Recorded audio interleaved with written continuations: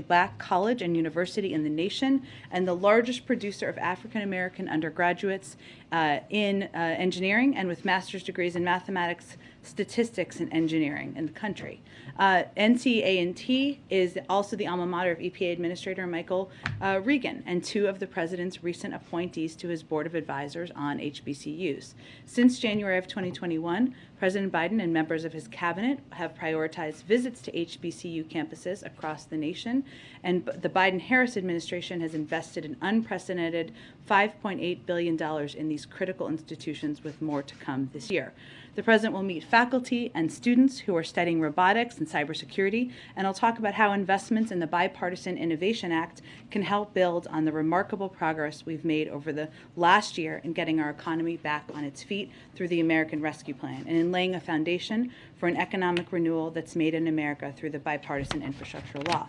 Throughout his visit, the President will highlight the domestic manufacturing strategy and regional investments in areas such as advanced manufacturing and clean technology. He will discuss how Greensboro's economy and educational institutions are reinventing themselves for legacy industries to 21st century industries, and will benefit from the package of the Bipartisan Innovation Act, which will make historic investments in R&D, innovation, and manufacturing in America. That means stronger supply chains, more manufacturing jobs, and lower prices for consumers as we break up the bottlenecks like semiconductor chips that have driven inflation over the last year. 473,000 manufacturing jobs have already been created on the President's watch. He wants to build on that success by passing the Bipartisan Innovation Act to create more good-paying jobs and lower prices for working families. Also wanted to note that today, during Black Maternal Health Week, Vice President Kamala Harris will convene a first-ever White House meeting with cabinet secretaries and agency leaders to discuss the administration's whole-of-government approach to reducing maternal mortality and morbidity. In December of 2021, Vice President Harris announced a historic call to action to improve health outcomes for parents and their young children in the United States. Today, the administration is making additional announcements as part of our continued response to that call to action. The announcements include 11 states and the District of Columbia working with the Centers for Medicare and Medicaid Services to expand Medicaid coverage through the American Rescue Plan from 2 months to 12 months following a pregnancy. CMS's birthing-friendly hospital designation, which would assist families in choosing hospitals that have demonstrated a commitment to maternal health, will go live with initial quality measures in the fall of 2022. Final piece, and then we'll get to your questions. Since before taking office, the President and his team have made finding highly qualified judicial nominees who are devoted to the rule of law and our Constitution and who ensure that the federal bench more fully represents our country a critical priority.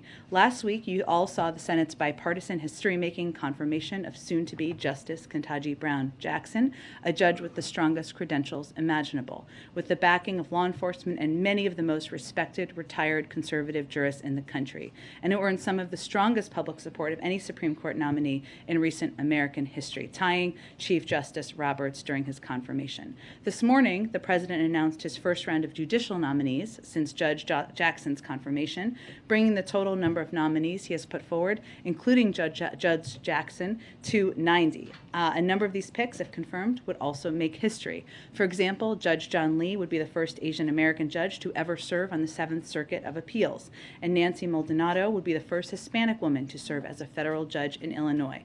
The President is very proud of all of the nominees he has announced in office, 72% of whom are women, 30% of whom are Black, 21% of whom are Hispanic, and 19% of whom are from the AAPI community. With that, let's get to your questions. I'll promise to reduce the toppers next time. That's my deal. Go ahead. Thanks. On the President calling what's going on in Ukraine genocide, what changed? What did the President see? What did he hear in the days between saying maybe we're simply war crimes and this genocide? Well, he called it a genocide yesterday, not once but twice actually, because as he said yesterday, it's becoming clearer and clearer each day that it is Putin's aim to wipe out the idea of being Ukrainian, that we're seeing greater brutality increase day by day. And some of that, I will note, is because we're gaining greater access to areas. We have more intelligence on what's happening in areas. Leaders are speaking out more about it. And frankly, there's also reporting about what is happening on the ground. But to give you some specifics, I would note that, of course, what we saw in Bucha was not an anomaly as Ukrainian forces searched towns that Russian forces previously occupied as they're pulling back and moving to the east. The mayor and the city council of Mariupol are reporting high numbers of civilian casualties. The train station attack just over the weekend killed more than 50 civilians. The UN has recently recorded 4,450 civilian casualties, all just since February 24th, and the real number, we believe, is likely much higher.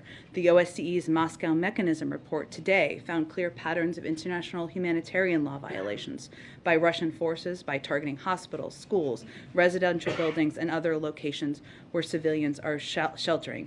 And we've also seen, I think, from the beginning of this, Kremlin rhetoric and Russian media deny the national identity of the Ukrainian people, and the Kremlin has launched a full-scale assault on the sovereignty of the Ukrainian state and its people.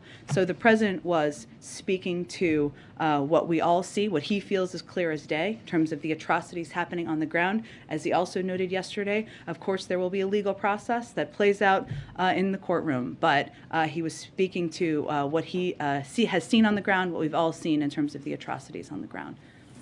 And as a follow-up, might he call on Germany to impose a natural gas ban, given what he said?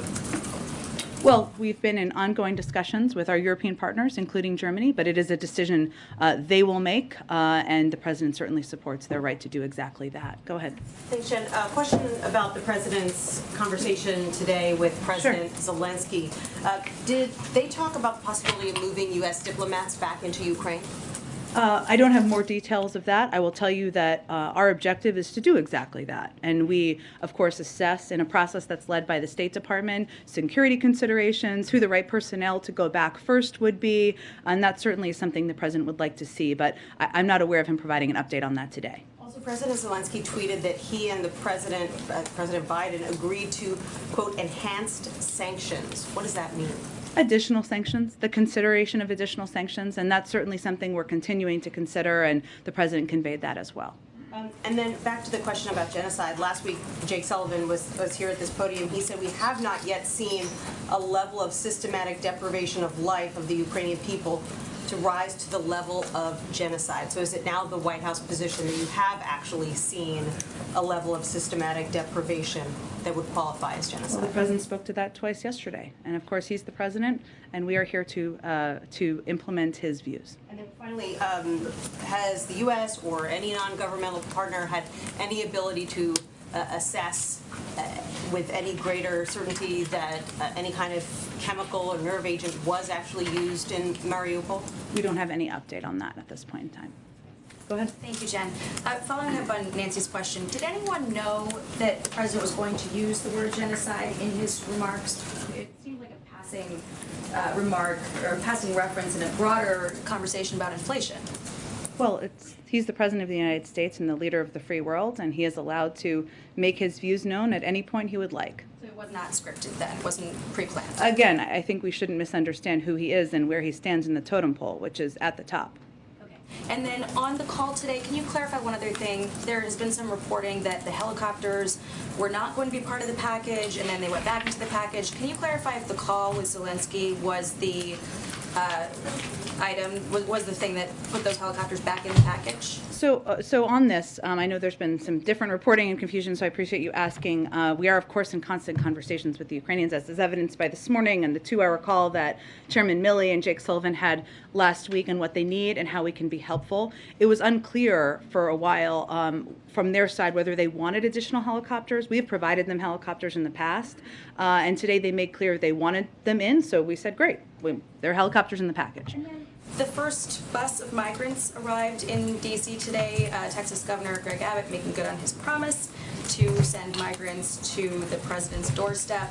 I think you previously called it a publicity stunt. Is that still the view of the White House? Can you give us any reaction to this busload of migrants arriving here in D.C.?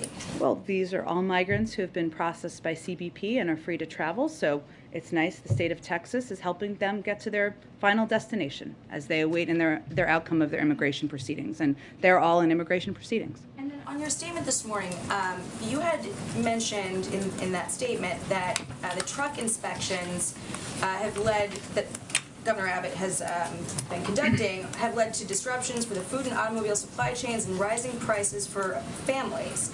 So is the White House blaming Greg Abbott for inflation? Well, I think we're trying to state the facts of what another political stunt that we're seeing happen and the impact of it. And what we're seeing is right now, factually, there's over $1 million in trade crossing over the U.S.-Mexico border every minute. These actions are impacting people's jobs and the livelihoods of hardworking families in Texas and across the country. That's not a political statement. That's a statement of fact. I'd also note that what we're seeing with these unnecessary inspections of trucks transiting ports of entry between Texas and Mexico are significant delays, which are resulting in a drop in commercial traffic of up to 60 to 70% in some ports. And that is significantly impacting the local and regional supply chains to the point that trade associations, officials, and businesses are calling for the Texas governor to reverse this self-inflicted gridlock. I'd also note that CBP officers are very good at their jobs, and Texas DPS does not need to replace CBP at the southern border. CBP has conducted a record number of drug seizures with more than 900,000 pounds of narcotics seized just in FY 2021. So the economic impact here, something that people of all political stripes are calling for a reversal of, is something that we think is significant and we felt should be shouted out. And then last one, does the White House still view inflation as transitory? That is the view of the Federal Reserve and outside economists, and they all continue to project it will come down this year. Go ahead. Yeah, Jen, just to make sure we're clear, first of all, on the question of genocide, because I know sometimes in the past the president's expressed his own opinion about issues. It's not necessarily been U.S. policy. So is it the U.S. policy that genocide is being committed in Ukraine, or was that the president's personal beliefs? Well, there is a legal process, as the president said yesterday, that will be undergone and will happen. And he wasn't getting ahead of that. He was speaking to what he feels we see on the ground. But regardless of what you call it, what our objective now, as evidenced by the enormous package of military assistance we put out today, is continue to help and assist the Ukrainians in this war, and one where we see atrocities happening every single day. Is there any concern, though, that the president's views on things differing from what the actual policy is once it's gone through all those legal channels, that could be confusing to world leaders when the president's saying one thing but the policy isn't necessarily Well, how would it yet? impact the outcome? Yeah, well, I mean, once there's a genocide being committed in a region, other countries would treat that in a certain way if that's In what the way? policy. I guess as far as how the way leaders would try, decide how they're going to respond to that.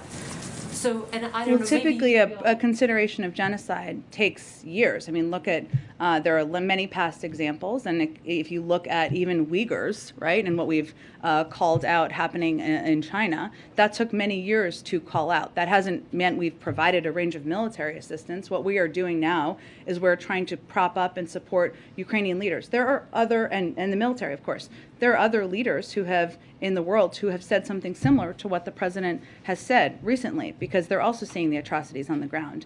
I don't know that it's changed policy or confused anyone. I think they're speaking all from what they are seeing with their own eyes as we look at the visuals of what's happening on the ground. So you don't see kids in there. And then just a quick follow-up from a topic from last week. Following the president's exposure to House Speaker Pelosi, did he ever receive any post-exposure prophylaxis like monoclonal antibodies, which are approved from the FDA in certain circumstances for people who've been exposed If to you're COVID? immunocompromised, people at not. high risk. Yeah.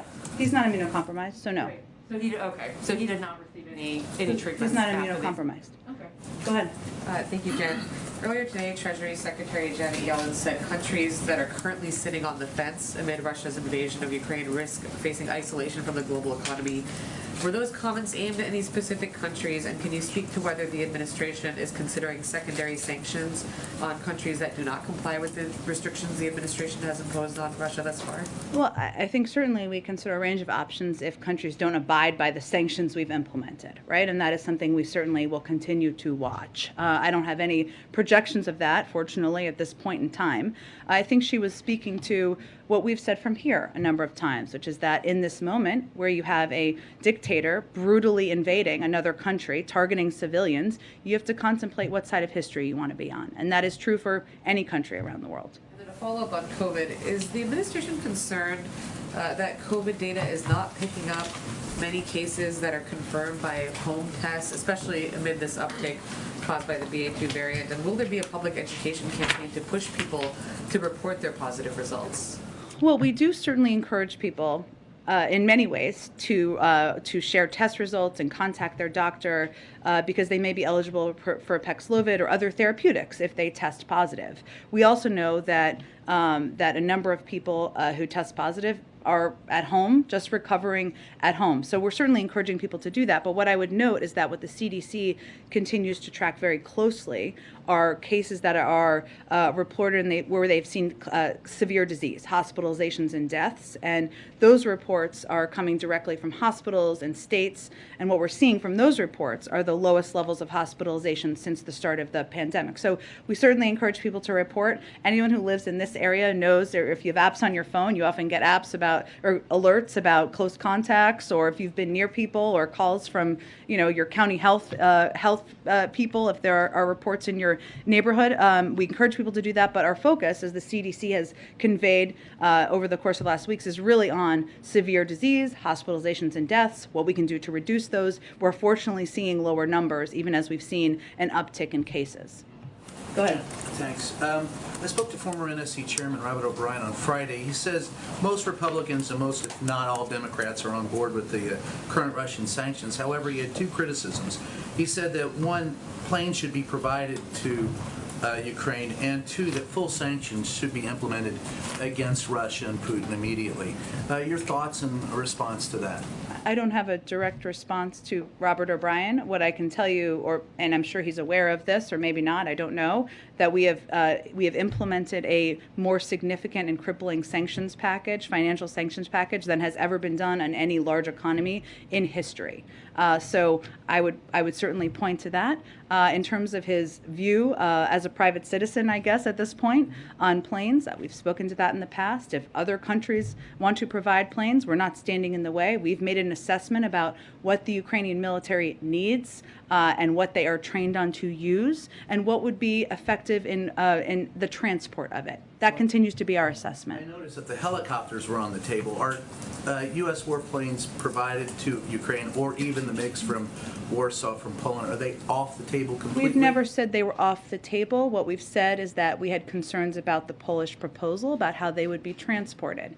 And our military made an assessment about that, a risk assessment about the benefits and the risk. That assessment hasn't changed. We've provided helicopters in the past. Is there any way around that? Is there? I don't have any more updates for you. Go ahead. One more question on Ukraine. After President Biden said he does believe that Russia is committing genocide, the French president came out and said that he warned against an escalation of rhetoric. Do you have any response to Macron? I don't.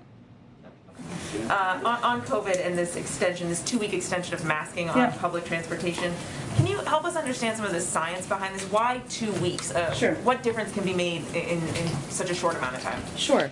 Well, this assessment was made. I know there was a statement that was put out by the CDC, and certainly would point to that. But as they're continuing to monitor the spread of BA2, the BA2 subvariant, which now makes up more than 85% of U.S. cases, what they're looking at is that since early April, there's been increases in the 7-day moving average of the cases in the United States. So what they're trying to do is give a little bit more time to assess its potential impact, the rise of the cases have on severe disease, including hospitalizations and deaths, and the healthcare system capacity. And their assessment from a medical standpoint, a data gathering standpoint, is that 2 weeks would give them some additional time to do that. Now, at the end of that 2 weeks, they can determine what's next after that, but that is that assessment they made so that they could gather more data of the rise of this subvariant. So should we then expect, and should the public expect, sort of more of these kind of short-term extensions?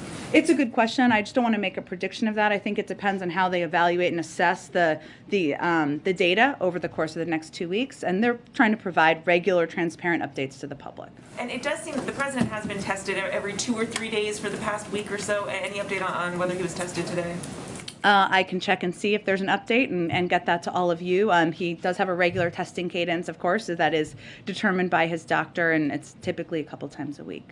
Go ahead. Thank you. A quick follow-up on the issue of the genocide designation. I think you just said that a legal process would be undergone, but I think the State Department spokesman Ned Price just said that it was the U.S. government is contributing to the Ukrainian Prosecutor General's office's inquiry into whether Russia has committed genocide in Ukraine, but had not initiated its own. So I appreciate your opportunity to rephrase. It would require a legal process. As the president said yesterday, he's not trying to prejudge a legal process. He was speaking to the atrocities he saw on the ground. Why not? Why wouldn't the U.S. initiate its own, inquiry into that issue? It's a determination, again, made by the State Department and others who are lead these efforts, and certainly it's one we will continue to assess. And just a quick one on the issue with Greg Abbott. Is the White House planning to do anything to alleviate the supply chain disruptions or pressure him into rescinding the order? Well, obviously our preference is that he rescinds the order, and it's not just our preference, it's the preference of a number of trade associations, officials, business leaders, and others who are seeing the direct impact on commerce and on the economy and on business in the community. So beyond that, I think our effort today was to highlight what the impact is and how this is not a step that is in immigration policy or addressing root issues at the border. This is one that is hurting, has having a negative economic impact on people who work and live in that community, and the over $1 million in trade crossing over the border every day. Go ahead. Jen, 3 times now the president has made comments about the war that the White House or he himself subsequently said did not reflect U.S. policy or legal determination, when he said Putin is a war criminal, when he said that Putin cannot remain in power, and of course his comment about this being genocide in Ukraine. Does this not send a signal to the world that there kind of is an asterisk next to anything that the president says? Well, when the president ran, he promised the American people he would shoot from the shoulder, is his phrase that he often uses, and tell it to them straight. And his comments yesterday, not once but twice, and on war crimes are an exact reflection of that. I don't think anybody is confused about the atrocities of what we're seeing on the ground, the horrors of what we're seeing in the ground, and different leaders around the world describe it in different ways. But what is unquestionable is what we're seeing is horrific: the targeting of civilians, of hospitals, of even kids, the president was calling it like he sees it, and that's what he does. If I could ask it this way, do you think that there is any danger to global leaders, including Vladimir Putin, to Olaf Scholz, if they can't be sure when they hear words coming out of the president's mouth, whether he is stating a personal opinion versus making a statement about U.S. policy? Do you have an example of somebody who's confused? A leader? Well, I think my colleague brought up Emmanuel Macron responding and saying, the use of the language genocide he sees as rhetorical escalation. President Putin is brutally targeting civilians and brutalizing a country right now. So this president, was speaking to what those atrocities are and what he is seeing on the ground. A number of other leaders have done exactly that. It does not change policy in the sense that we've seen these atrocities, unfortunately, for weeks now, and we're going to see more as Russia pulls back from parts of the country. So what our focus will continue to be, and the focus of leaders around the world, is to continue to escalate our military assistance, our security assistance, as we did today in providing a range of weapons that we have not even provided to them in the past. And that, I think, is what the Ukrainians are most focused on, and I think the global community is most focused on, how we're responding and how we're helping them. Could you explain, so if the U.S. were to legally determine that what is happening in Ukraine is genocide, what would the sort of legal obligations from the United States be at that point? It doesn't change a policy. There would be an international effort to explore that, and an investigation at an international level. Those often take many years. And nothing has changed in terms of the president not wanting to send in U.S. troops to Ukraine? Correct. Nothing has changed. Go ahead. Thank you so much, Jen. 2 questions. One on policing. In Grand Rapids, Michigan, police just released the tape of a individual who was shot and killed by police. I understand it just happened while you're on the podium, so you have not seen it yet. But I wanted to see if you believe the president will watch that, and the NAACP is now calling on the president to sign the policing executive order. Is there any update that you can provide about that? Well, on the last piece, the president absolutely wants to do exactly that. And it has to go through, it just takes some time to go through a process, but his intention is absolutely to sign a policing executive order into law, or not into law, but sign it with his authorities. I would note that what we have tried to do from this administration, even while there was a stall in bipartisan action in the Senate, is to take actions we can with the authorities we have, like the Department of Justice banning chokeholds, or other steps they've taken with the authority they have to address it at the federal level. I've not seen the video. Thank you for prefacing that. I've not seen it yet. I don't have a prediction of if the president will watch it. I assume it is something that will be covered on television, and I can check and see if there's an update for you. And then I just had a follow-up to MJ's question. Sure. When you're talking about the president sort of, you know, and I should preface this by saying the world and we are all still getting to know this president. He has been around for a while, but we have not seen him in the role as president for a while. And so can you tell us when should we interpret his words as his reaction versus U.S. policy? He's the President of the United States. He speaks for the United States. There's also a legal review and process that is important to take place in the case of genocide or war crimes. So we're trying to provide as much information on that as possible. Any tips that you can provide, or any sort of, you know, any giveaways that this is the president talking about what he's seeing and his reaction as a human versus, you know, the United States government is now going to do X, Y, and Z because I have determined. Well, I think what's important to understand is that determination, or whatever you label it, doesn't change policy.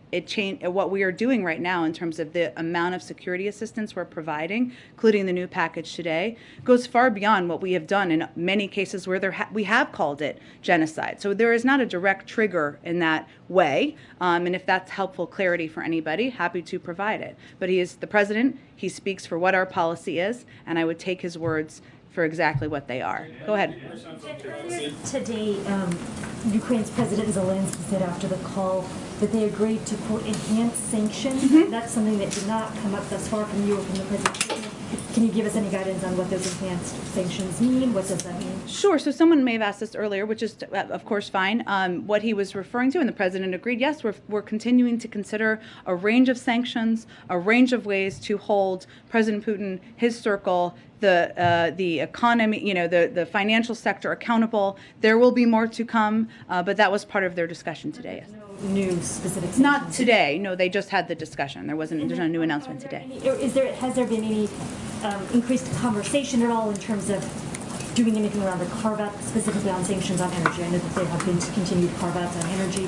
We haven't taken anything off the table, as you know, but I don't have any update on that at this point in time. Go ahead. Thanks, Jen. Just one on Texas. Right before you came out, Governor Abbott announced that they're halting some inspections on that side of the border, and instead there'll be some inspections conducted in Nuevo Laredo, the Mexican state that borders Texas. I don't know if you had seen that or want to have a chance to respond to it. Not yet, and I don't have an assessment on the impact, but I think the overarching view from not just us, but again, trade associations, officials, and businesses is that these are unnecessary inspections and that they are impacting the economy. I don't know I can't gauge from here what the economic impact will be, but I'm happy to take a look at that or have our economic team take a look at that. Sure. Go ahead, Patsy. Thank you, Jen. So I'm going to try again on the G20. President Biden has indicated that he wants Russia to not participate in the G20. We know that. We also know that he said that the forum cannot be business as usual.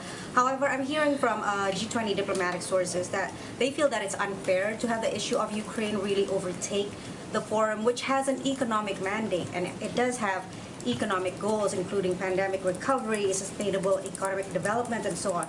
So my question is the U.S. still willing to work with G20 partners to ensure that these goals are met and that the summit is salvaged? Well, the summit is in 7 months. Am I correct? Yes. Okay, so that's a lifetime. It takes a lot of months for... That is a lifetime in diplomacy, though, I will say. And it is not uncommon for events that are impacting the global community, as Ukraine is, and the Russian invasion of Ukraine, to play a central role at international forum. And their economic recovery and rebuilding and reconstruction is going to be something that the global community is going to be involved in and address. But the agenda has not been set. I don't think we know at this point how dominant Ukraine will be or not be. It depends, I'm sure, on where things stand at that point in the world. Well, the agenda hasn't been set, but the presidency has already set these three main pillars, and they have nothing to do with Ukraine or Russia. So I guess what would be the administration's response to these criticisms that say disinviting Russia or including Ukraine as an observer really just disrupts the summit's agenda as well as divide or create a rift among members? I think I would say that Russia and President Putin have shown himself and themselves to be a pariah in the world, and the president's view is that he has no place at international forum. The inclusion of Ukraine does not mean it's only about the battle on the ground. We're going to need to rebuild Ukraine. Ukraine has just applied for EU membership. I can't determine for you what that will look like in the final stages, but there's a lot of topics that can be discussed, and Russia's actions and President Putin's actions make them a country and a leader that the president does not feel should participate in an international fora. One question on China. So U.S. Trade Representative Ambassador Tai said in a recent interview that in the long term, the China trade challenge will actually eclipse the crisis in Russia today. So is the administration concerned that the war in Ukraine takes away your focus and resources to meet the challenges from China?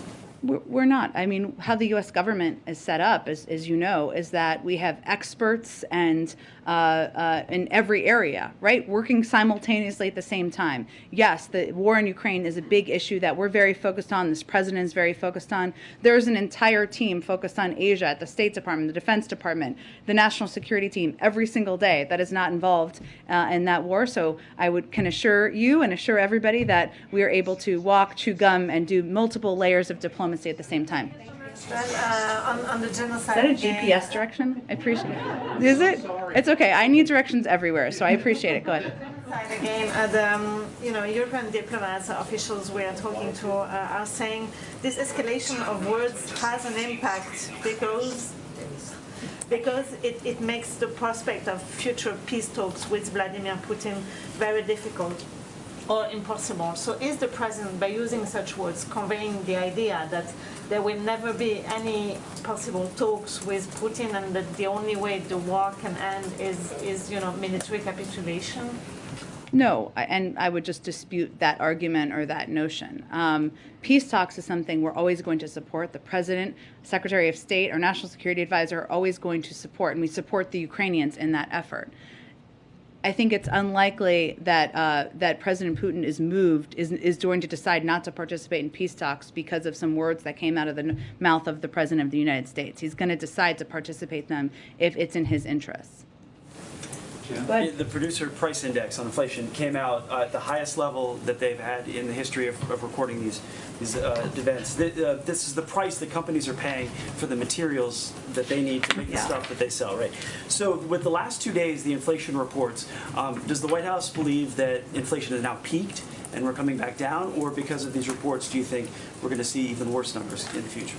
We'll let the Federal Reserve make projections about that. They have the purview over those projections. What I will say is that when we talked about this over the last couple of days as it relates to the CPI data, Consumer Price Index, as opposed to Producer Price Index for others, and what we saw, while energy accounted for 70% of the monthly inflation in March, on CPI data accounted for a substantial portion of PPI inflation as well. And PPI measures things like the cost of wood, metal, plastics, kind of materials like that. So it's not a surprise to us that energy is having an impact, is a driver of these numbers. Obviously, what we're trying to do is mitigate the energy impact and take steps to do exactly that, release from the Strategic Petroleum Reserve and other actions working to get more supply out into the marketplace. But, again, projections of when we're hitting a height and where it will look, we will leave that to the Federal Reserve. So does the president then acknowledge any responsibility for the inflation that we're seeing now based on the decisions that he's made when he came into office? Well, I would say, as the president has talked about quite a bit, there are a range of factors, including the pandemic, the impact on the supply chains, and our effort. And what we've tried to do from the beginning is take steps to address the supply chains. And we've had a lot of success moving more equipment and goods through ports, et cetera. We've also seen, given energy is such a significant driver of this data, an increase in energy prices over the last month plus since the invasion of Ukraine. That's factual. That's based on data that we have seen out there. So our effort and our focus has been to try to address it and take mitigation measures when we can. But does he take responsibility for his decisions? Like some say the American Rescue Plan boosted demand when it didn't need to. Larry Summers was one of those. Well, the alternative would have been that we would have gone into a massive economic downward spiral, and many Americans would have not had enough food to put on the table. So we chose the other path. Go ahead. Thanks, Jen. Senator Schumer at a virtual event on student debt today said that he's talked personally to the president, quote, a whole bunch of times, and talking about canceling student debt. He said, "We're making progress, folks. We are making progress. The White House seems more open to it than ever before." Has the president had conversations with Senator Schumer, and is he, moving on this issue where he's more open to the idea of The president's always been happy to sign a bill into law passed by Congress that would cancel $10,000 in student debt. There hasn't been any decision made about other executive actions. Has he shifted at all his thinking? Is he, open to He's always been happy to sign a law into a bill into law that canceled student debt. That hasn't changed. Go ahead. Thank you, Jen. The whole world against the Russian aggression in Ukraine, other than the few countries like Bangladesh. Bangladesh Prime Minister recently told at the parliament, though this parliament is not mandated by the people, she told that Russia stood by us and our bad time, and we are surely beside the country, beside the Russia, and she blamed USA not to help during the Liberation War in 1971. So what is your comment about this authoritarian Prime Minister's remarks at the Parliament?